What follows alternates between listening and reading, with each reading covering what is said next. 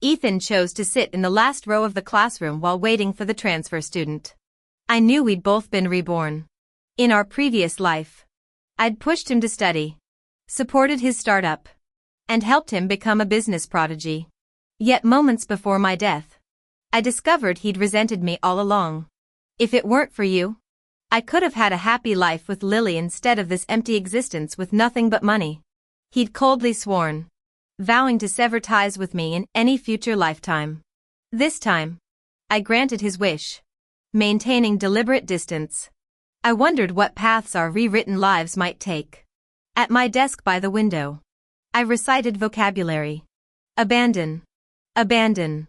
The first entry in my textbook mocked me, having abandoned academics for nearly a decade. I now started from scratch. My rebirth yesterday demanded this first crucial step, letting go of Ethan to reshuffle my destiny. Next door. Mrs. Johnson's scolding carried through the walls, sneaking out again. School starts tomorrow, is your summer homework done? Why can't you be more like Sophia next door? Through the window, I saw my 17-year-old husband Ethan.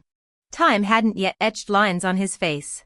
No one would guess this raw teenager would become Silicon Valley's golden boy within 7 years. A rise I'd once fueled. I'd loved him since childhood, pushed him academically through high school, supported his college startup, became his perfect corporate wife. Only in death did I learn his resentment. You destroyed my chance with Lily, he'd accused. This marriage was a mistake. Next life, I want nothing to do with you. Now. His gaze snapped up to meet mine across the yard, that same icy disdain. Even at 17, Ethan had never loved me. I slammed the window shut, blocking out the noise and his glare. This time, I'd honor his wishes. No more steering him toward success. No interference with Lily. Let's see if his uncharted path brings happiness. The school campus felt foreign yet familiar. Our still, hirsute homeroom teacher entered, announcing the brutal reality of senior year. I discreetly scanned classmates' reactions, universal groans except Ethan in the back corner, posture rigid with anticipation. Ethan, why are you hiding back there? The teacher barked. Despite his rebellious streak, Ethan's consistent top rankings had always earned him prime seating. I, the perpetual runner-up, had been his permanent desk mate until now. Didn't want to block anyone's view. Ethan shrugged. The teacher moved on, clearing his throat. We have a new transfer student joining us this semester. All eyes turned toward the doorway. A girl in a faded t-shirt came into view, her jet black hair cascading down as large eyes stared timidly at the floor. It was Lily Adams. Ethan abruptly stood up, his chair scraping against the floor with a screech. When I turned to look, his eyes burned with unrestrained emotion, love and longing, as though gazing upon a rediscovered treasure. Lily, sit next to Ethan. He's our class valedictorian, ask him anything you don't understand. The teacher said. As for Sophia, Ryan will move up front. No more sleeping in the back. Ethan eagerly took Lily's textbooks, his actions carrying subtle differences from our previous life. Last time, he'd been my desk partner. Their connection hadn't sparked this quickly. No wonder he'd volunteered to sit behind me on the first day. No wonder he'd looked at me that way yesterday. So I wasn't the only one who'd come back. Ethan, you've returned too. I tore my gaze from Ethan, now wholly absorbed with Lily, and pulled out my math quiz. Sunlight streaming through the window suddenly darkened as someone slammed textbooks onto our shared desk. Ryan slumped into the seat beside me with practiced nonchalance. In our past life, he'd been a blur, the boy who slept through every class yet somehow became a celebrity with millions of fans. I still remembered Ethan's sneer at the reunion. What's so impressive? He's just a performer born into privilege, director father, investor mother. Contributes nothing real to society. Back then, I'd agreed. When Ryan later tried adding me on social media, I'd ignored him. Now I studied my new desk partner. His features were indeed flawless. Hey there, class president, he muttered before burying his face in his arms. Never mind. I refocused on the quiz. Problem 1, manageable. Problem 2, knew the concept but forgot the formula. Problem 3, utter gibberish. My stomach twisted imagining college entrance exams next year. The classroom noise didn't help. Ethan's voice carried from the back. Teenage earnestness overriding discretion. Lily. I'm your new desk partner, ask me anything. Are you cold? Want my jacket? Did you eat breakfast? I brought shumai, your favorite. A pen jabbed my shoulder. Class president. Make him shut up. We can't focus. Neither could I. The cacophony drowned all thought.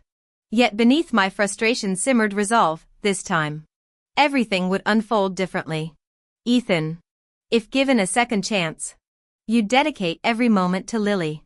But I'm determined to study relentlessly and build a brand new life. I rose from my seat, walking straight to the back of the classroom where Ethan was pulling steaming pork buns from his backpack, offering them to Lily with both hands. He didn't notice me until I tapped his desk. Ethan. This is study hall. Keep it down. His head snapped up. All traces of gentleness gone. Since when do you police us? She skipped breakfast. Can't I look out for my new desk partner? Not if you disrupt others. Keep this up and I'll report you to Mr. Thompson. Let's see how long you two keep sharing a desk. His palms slammed the desk, making nearby students drop their pencils. Sophia. Stay out of my life. Ryan's lazy drawl cut through the tension. You're wrecking my nap. Ethan's retort died when Lily tugged his sleeve. He softened instantly. Did I scare you? I'm not usually like this. She's always sticking her nose where it doesn't belong. I returned to my seat without arguing. Catching his muttered vow, I won't let you ruin my happiness this time. Last life. I'd begged him with parental wisdom not to slack off for Lily. He'd listened. Then blamed me after becoming successful for controlling his life. This time? He could crash and burn. After school. Mr. Thompson kept Ethan and me behind. As our class's top students. He wanted our college plans. But Ethan kept glancing at Lily dawdling in the hallway. Teacher. Colleges don't matter. Ethan shrugged. There's more to life than studying. Mr. Thompson choked on his tea. Nonsense. Education comes first. I've made my choice. Some things are worth prioritizing before regrets. His conviction rivaled a presidential oath taker's. Last timeline. We'd both made Peking University. I'd even turned down Ivy League offers for his startup. Now, sir, I'm aiming for Peking U followed by top 3 global grad schools. The teacher beamed while scowling at Ethan. Why can't you be more like Sophia? Ethan snorted. What's Peking U worth? She'll just become some corporate drone or gold digger. Real success takes street smarts. My countless all-nighters designing projects? Drone work. My discreetly handing him career-making opportunities? Gold digging. Our entire history reduced to parasitic dependence. What a colossal joke. I let tears well up. Sir, is Ethan mocking my ambitions?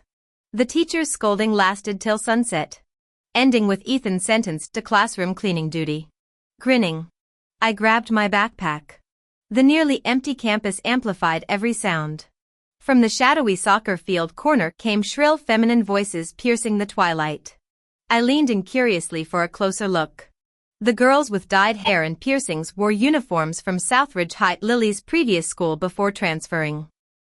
The mean girls surrounded Lily, poking her chest aggressively. Think you're so tough messing with my girls but can't handle the heat? You thought transferring schools would save you? Your dad's food cart on 7th Street Bridge, I could flip that shit anytime. You think you're hot stuff? Why so quiet now? Expelled? But wasn't she a transfer student? Last time around, Lily often got harassed by outsiders. Ethan used to say her good girl act made her a target. My heart softened unexpectedly. Our rivalry felt trivial now in my memories. She'd been just a timid pretty girl. As someone mentally older, I couldn't stomach this bullying. Spotting a janitor's broom nearby, I gripped it tightly. 5 against 1 required weapons. Before I could intervene, Lily suddenly sneered, if your friend can't keep her boyfriend from chasing me, That's her problem. Make a scene if you want, everyone'll just feel sorry for me. I froze mid-step. What's going on here? Ethan's voice cracked like thunder behind me. He shoved past roughly, shielding Lily protectively. This isn't your turf. Back off. The bullies cackled. Already got a new sugar daddy? Damn. You work fast. They dispersed reluctantly, unwilling to cause trouble off campus. Lily transformed instantly, tears soaking her collar, trembling like a frightened fawn. I'm not like that. Ethan, his thumb gently wiped her cheek. I believe you. I'll always protect you now. Turning to me, his warmth evaporated. Sophia. I don't know if you're heartless or jealous, but you never surprise me. I beamed sweetly. Oh good. Wouldn't want to ruin your low expectations. The broom clattered to the floor. His eyes widened at the weapon. Were you actually going to? What? Thought I'd just watch? I walked away without looking back, hearing Lily's shaky voice, Ethan. I'm scared, the same girl who'd stared down bullies minutes earlier. Their accusations made me reconsider everything about Lily. The poor scholarship student narrative, was it real? At our reunion, I'd heard she married some small-town thug at 20 for her father's medical bills. Endured abuse until Ethan started sending charity payments after making his fortune. My deathbed revelation about her being his eternal first love now felt suspect. Proof came quickly. During study hall, I rushed to the empty restroom, mercifully queue-free during class. The stall door suddenly slammed against my shoulder. Lily stood there holding my stolen journal, triumphantly reading aloud, Dear Diary. Today I had just crouched down when the smell of cigarette smoke drifted out, accompanied by vulgar curses. This school sucks, nothing but obedient nerds and some pathetic simp clinging to me every day. The voice sounded familiar. Perhaps hearing my footsteps. It abruptly stopped. After hurrying back to the classroom, I noticed Sophia wasn't there. When she returned, I looked up to study her. Her gaze held an unreadable challenge. During next period's PE class, everyone gasped for air after 5 laps around the track. Leaning against the fence, I felt her approach. It was you, wasn't it? Lily whispered, her breath grazing my ear. Don't play dumb. You heard everything both times. Keep your mouth shut if you know what's good for you. I met her eyes steadily. What exactly? That you smoke? Swear like a sailor? Or that you called Ethan a pathetic simp? Don't even try. She sneered. Ethan already told me how desperately you've chased him. Who do you think he'll believe if anything happens between us? Her lips curled as she suddenly yanked my arm, throwing herself backward with theatrical force. The impact of her body hitting the track cracked like gunshot. I slammed into the metal fence, pain shooting through my palm. Sophia. What the hell are you doing? Ethan's roar cut through the murmuring crowd. Lily cradled her scraped hands, tears glistening. Ethan. I heard you and the class president grew up together.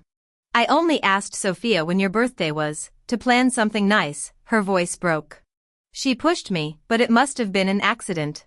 Ethan dropped to his knees, inspecting her injuries with tender concern. The peanut gallery erupted. Everyone knows Sophia's obsessed with Ethan. But this is too much. Poor new girl never stood a chance against that ice queen.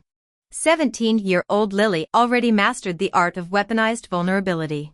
By framing herself as the victim of jealous rage, she'd ensured any truth I spoke would sound like bitter lies.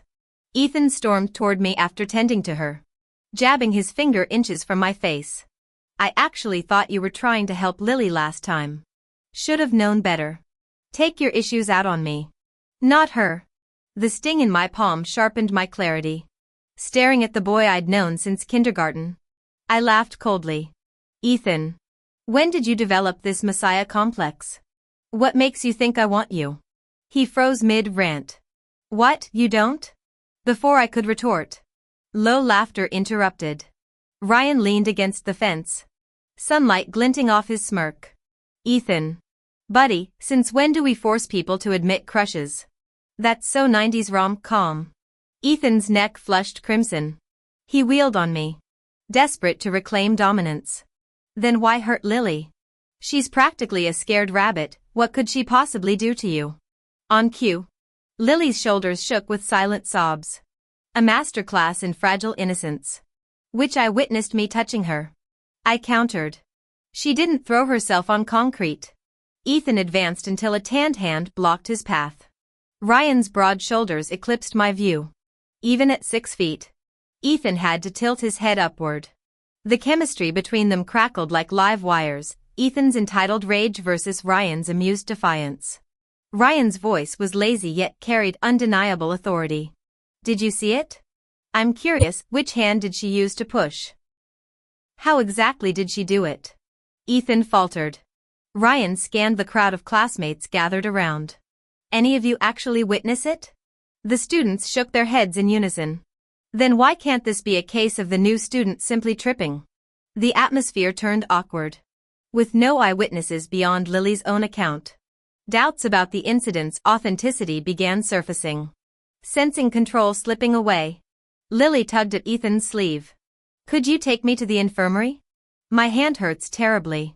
Without hesitation, Ethan scooped up the suddenly boneless Lily and carried her off. Ryan turned to me, ducking his head slightly. You okay? I rotated my wrist, feeling the twinge of a sprain. Fine. Thanks for earlier. Though I never realized how tall you are. His ears flushed pink so abruptly he resembled a pink-eared Samoyed puppy. During afternoon classes, both Ethan and Lily remained absent. Our homeroom teacher sent me, as class president, to retrieve them. In the infirmary, Lily lay dramatically on the cot despite minor scrapes. They say there's a triennial fireworks festival this year. She cooed. Let's go together. Ethan hesitated. But that's midterm week. What a shame. Lily sighed. Never mind then. No. Exams don't matter. I'll go with you. Like me, Ethan had forgotten most high school curriculum after Rebirth. But while I'd spent 2 months catching up, he'd wasted time flirting with Lily, failing every pop quiz. Getting lectured by teachers. Even having his seat moved. Even his mother had cornered me multiple times. Sophia. His teacher says he's become a different person.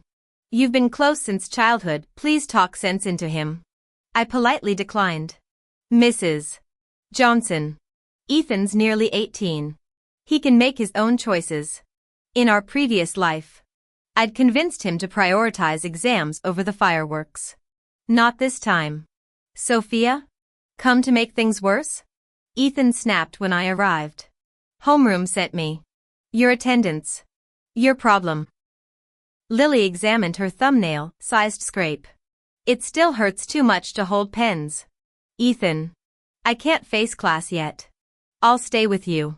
Thus began Ethan's first skipped lesson for Lily. On midterm day, Mrs. Johnson camped by the classroom window all day, barely blinking. When Lily failed her exams, Ethan's guilt transformed into daggers aimed at me. After finals, he blocked my path. Sophia. You actually dared to tell my mom about this. I've completely lost patience with you. I had no idea how Mrs. Johnson found out. But it had nothing to do with me. Time was precious. And I couldn't spare a single minute for him. I snapped impatiently.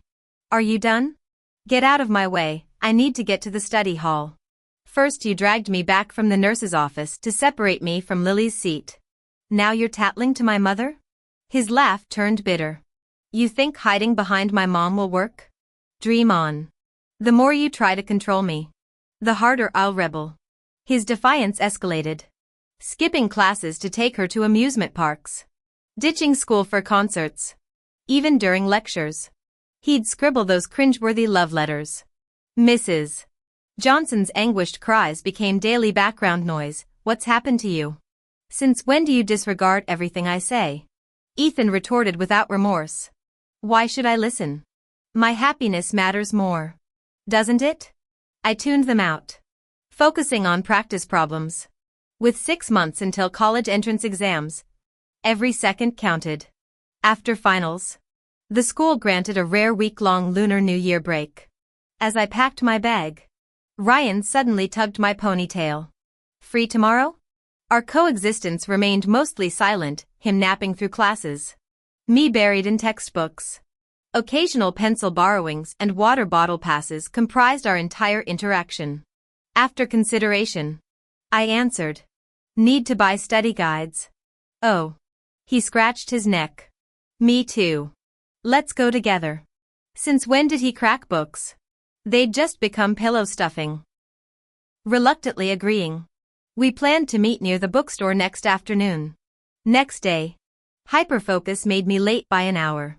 I rushed to find him stamping frozen feet at the meeting spot. His lean frame looked sharp in a black puffer jacket, drawing lingering glances from passing girls. "Sorry. Lost track of time solving integrals." He pressed a warm hand warmer into my palm. "No worries. Just got here myself." By the time we left the bookstore, twilight painted the sky blue black. Guilt prickled me. He'd waited in snowfall for hours.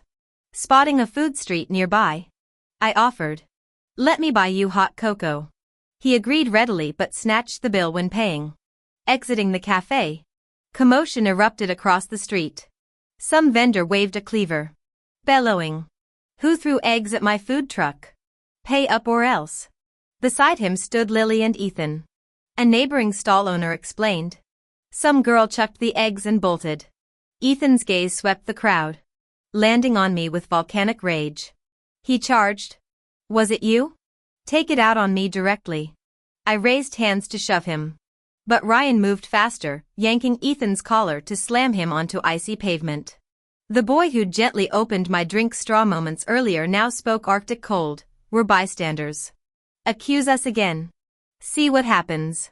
Ethan gaped between us, clearly short-circuiting over why two unrelated classmates would meet during break. You're..." Ryan sneered. "What? Did dating rot your last brain cell?" I calmly pulled the straw from my boba tea and hurled it with force. The milky tea and tapioca pearls erupted from the shattered plastic cup, splattering across his designer hoodie. "You told me to take it out on you." "Since I don't have eggs handy," I shrugged, wiping sticky residue off my fingers. "Consider that payback for slandering me." Grabbing Ryan's wrist, I marched us away from the commotion. He followed wordlessly until we reached the deserted courtyard. When I turned to thank him, I found those hazel eyes locked on our still, connected hands. The intensity of his gaze burned my skin, making me jerk away as if electrocuted. Heat crawled up my neck as I avoided looking at his flushed cheeks. My peripheral vision caught movement near the bike racks, a hunched figure with hair the color of Arctic glaciers.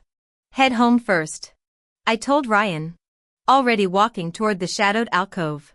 "I need to handle something." The girl recoiled when I crouched beside her, knees popping. Recognition sparked. This was the ringleader who'd harassed Lily during orientation week.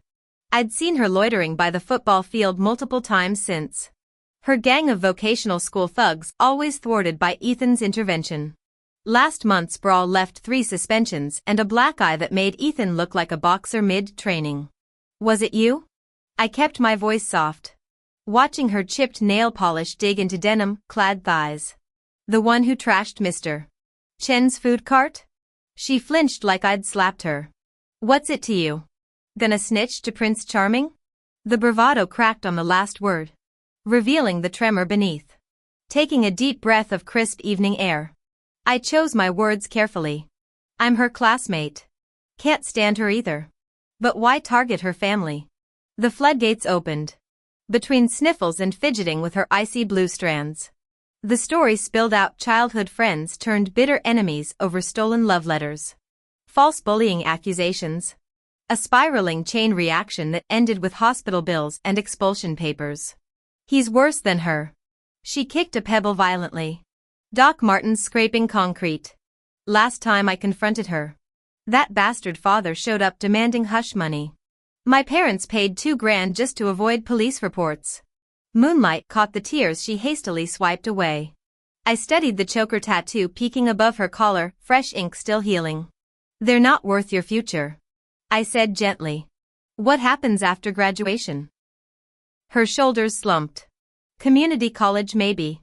Not like I can get into UCLA or whatever." "Ever considered cosmetology school?" Your color works incredible. I gestured to her gradient hair that shifted from cobalt to seafoam.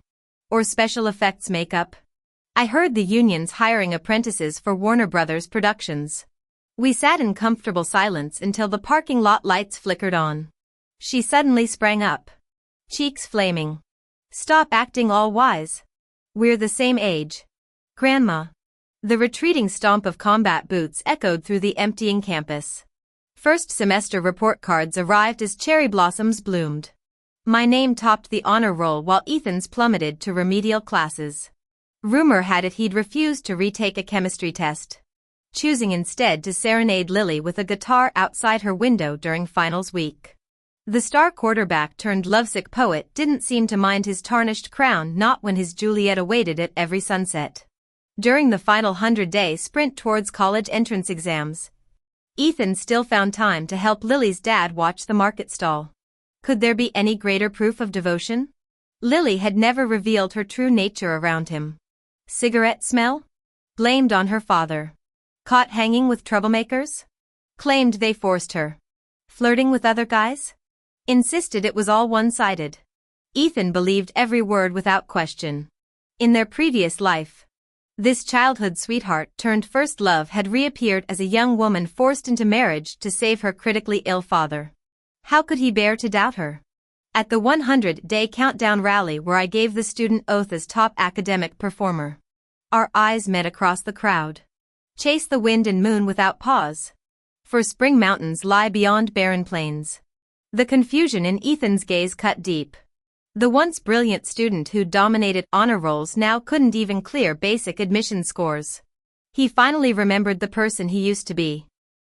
But 3 days before exams, it was already too late for redemption. We almost made it to exam day without incident. During the traditional book-tearing ceremony where seniors shred textbooks and shower pages from upper floors, our symbolic farewell to 3 grinding years, Lily's father staggered onto campus reeking of alcohol. You corrupted my daughter. He grabbed Ethan's collar. Liquor, flushed face contorted. If she fails, you'll pay. Where are your parents? I'll have answers about how they raised such trash. This isn't over until I say so, you might just miss your exams. Ethan scanned the crowd desperately for Lily, only catching her fleeing back as she clutched textbooks. Snickers followed. That's the former top student? Total burnout. Paralysis set in as he absorbed the shoves and stares. Voice utterly failing him.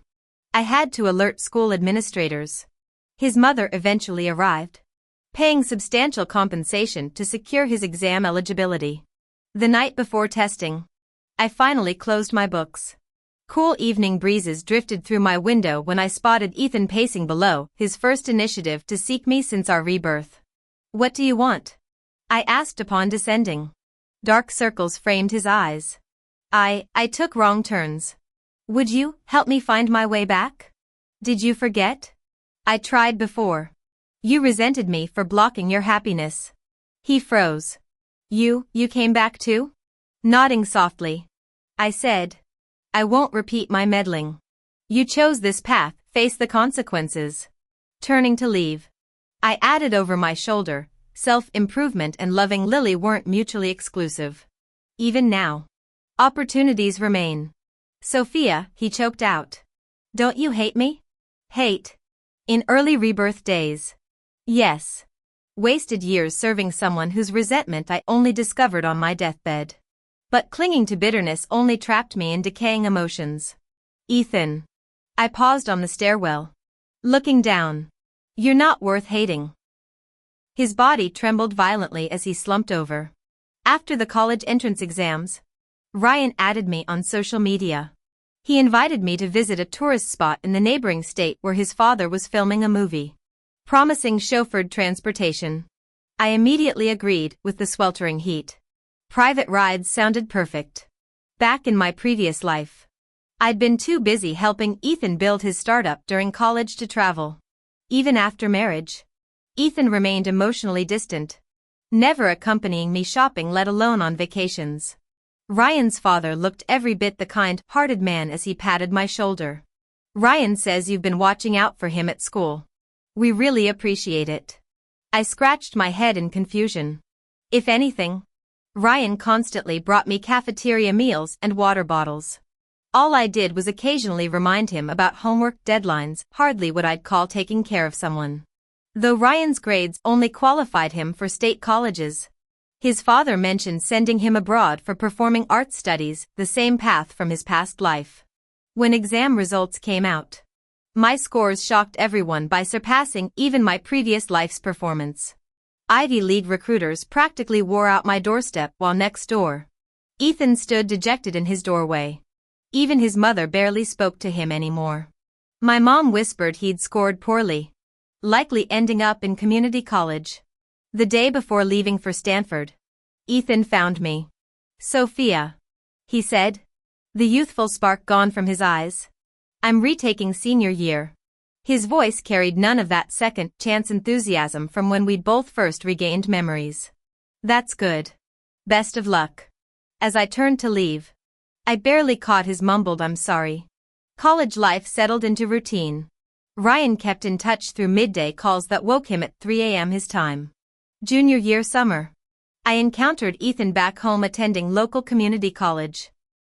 The former golden boy had crumbled under setbacks. Trapped in self-doubt. He still dated Lily, though I once saw her coldly shake off his pleading grip. They walked separate paths now. At our graduation reunion, both Ethan and Lily were absent. Rumor had it Ethan kept striking out on job applications. His past life career required experience and degrees he couldn't obtain. He eventually took menial work down south. When I asked about his supposed devotion to Lily keeping him local, classmates snorted. They broke up ages back. Lily married right at 20.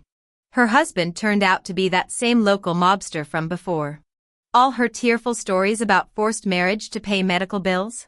Lies. She'd traded her future for petty cash. Repeating her tragic ending without Ethan's white knight rescue this time. "Hey Sophia." Someone called across the reunion hall. "Where's your superstar desk mate Ryan?" I smiled at the text notification lighting up my phone. "Between filming and recording new singles," I read aloud. "Hollywood's keeping him busy."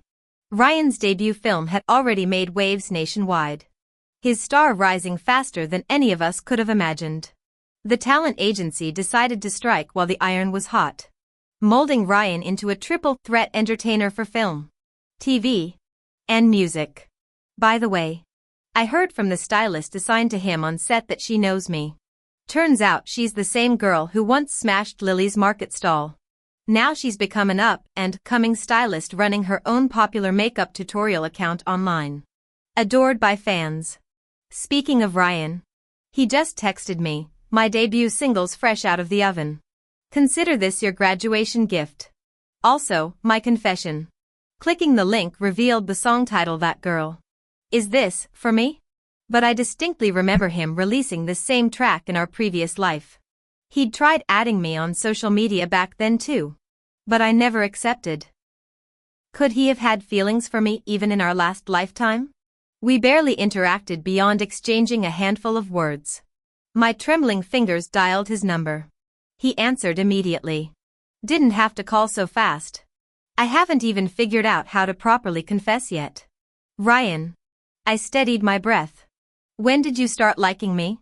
"Can't recall exactly. Been a while." "Not just after we became desk mates?" "Of course not. You never noticed I only turned in math homework?"